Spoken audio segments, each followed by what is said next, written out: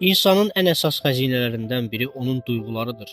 İnsan onsuz da duyğusal, emosional varlıqdır. Hissləri ilə öz həyatını yaradıb yaşayacaqdır. Əlbəttə bunun fərqində olan var, olmayan var. Lakin duyğular mövzusunda belə bir problem ortaya çıxır dostlar.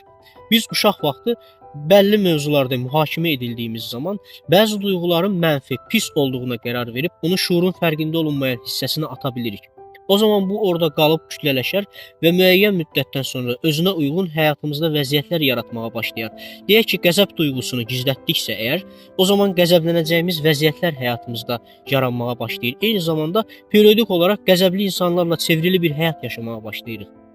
Sonra deyirik ki, mən niyə qəzəbli insanlarla çevrili yaşayıram? Niyə qəzəbli insanlarla rastlaşıram? Bizim gizlətdiyimiz qəzəb duyğusuna görə belədir dostlar.